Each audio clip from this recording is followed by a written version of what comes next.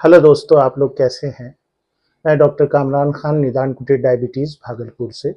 मैं आप लोगों का आभार व्यक्त करता हूं कि आप लोग चैनल देख रहे हैं, कमेंट कर रहे हैं, सब्सक्राइब कर रहे हैं और हमें फीडबैक भी दे रहे हैं कि हमें किस चीज़ पे वीडियो बनाना चाहिए।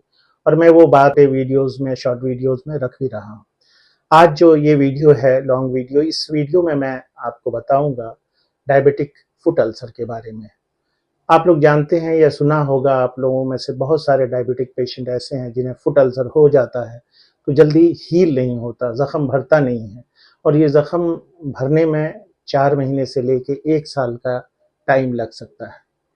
इसलिए डायबिटिक फुट अल्सर को रोकना बहुत ज़रूरी है और हमारे देश में या दुनिया में, सारे दुनिया में अगर पाँव या उँगली कटने का सबसे बड़ा कारण है तो वो डायबिटिक फुट अल्सर है।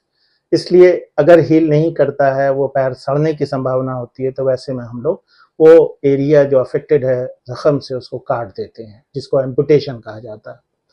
तो ये एक एम्पुटेशन होने के बाद बहुत ही प्रॉब्लम होती है पेशेंट को, चलने में दिक्कत होती है, लुक वाइज भी बहुत दिक्कत होती है और उनको आगे कॉम्प्लिकेशन होने की संभावना हो सकती है।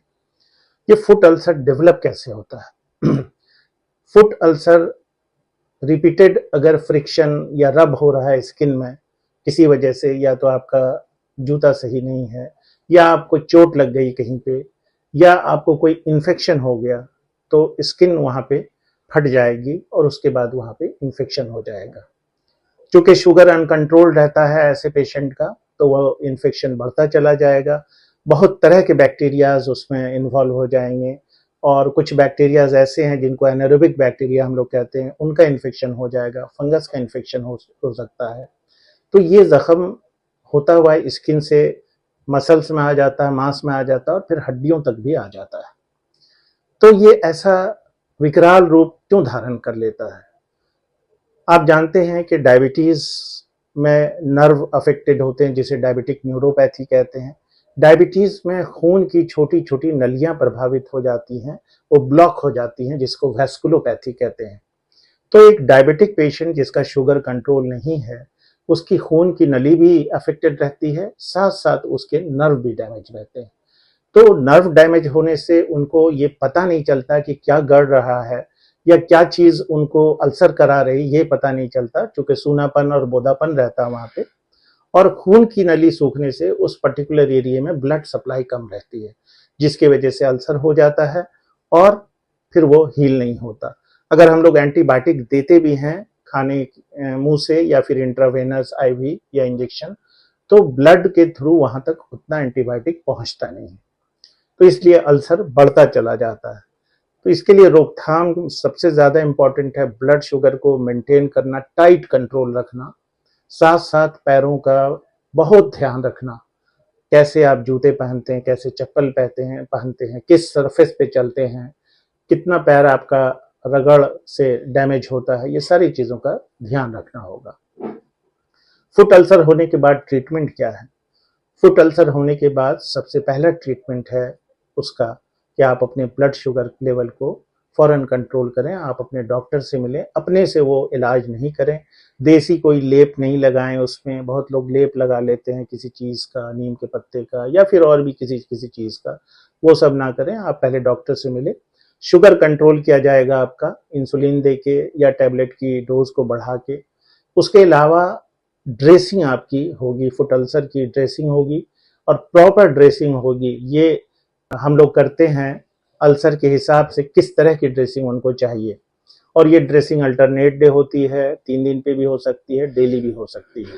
तो ड्रेसिंग करके हम लोग जो सड़े हुए टिश्यूज हैं उसको हटाते हैं, नए टिश्यूज आते हैं, उस वो फिर वो हील करने लगता है। ये चीज हो गई। तीसरी चीज है वो रेस्ट। आपने देखा होगा कोई हड्डी टूट जाती है तो डॉक्टर उसको प्लास्टर चढ़ा देते हैं और वो पेशेंट रेस्ट में चला जाता ताकि हड्डी टूट जाए। ऐसा ही मामला फुट अल्सर के साथ भी है। अगर आप फुट अल्सर है और उसी पांव से चलते फिरते रहेंगे, उसका यूज करते रहेंगे, तो बार बार रगड़ होगी और वो घाव हील नहीं होगा। इसलिए प्रॉपर रेस्ट फुट अल्सर के केस में बहुत जरूरी है।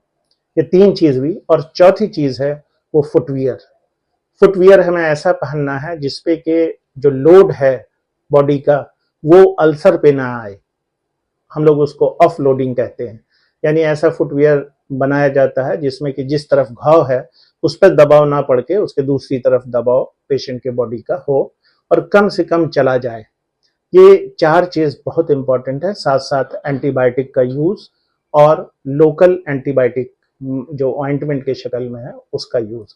ये सारी चीज घर में नहीं हो सकती, ये आपको स्पेशलिस्ट क्लिनिक में जाना होगा या सर्जन के यहाँ जाना होगा और वो लगातार आपकी ड्रेसिंग करते रहेंगे और ब्लड शुगर टाइट कंट्रोल रहेगा, तभी फुट अल्सर हील हो सकता है, वरना ये बढ़ता जाएगा, गैंग्रीन हो सकता है, पर्टिकुलर एरिया सड़ जाएगा, बोन अफेक्टेड हो सकता है और नौबत ये आ सकती है कि पैरों का या उंगलियों को काटना पड़ जाएगा, एम्पुटेशन जिसे कहते हैं। तो फुट अल्सर को प्रिवेंट करना बहुत ज़रूरी है। आप लोग अपने पैरों की उतनी ही ध्यान रखिए जितना अपने चेहरे की ध्यान रखते हैं और शुगर को कभी अनकंट्रोल नहीं होने दीजिए, ये बहुत जानलेवा हो सकता है।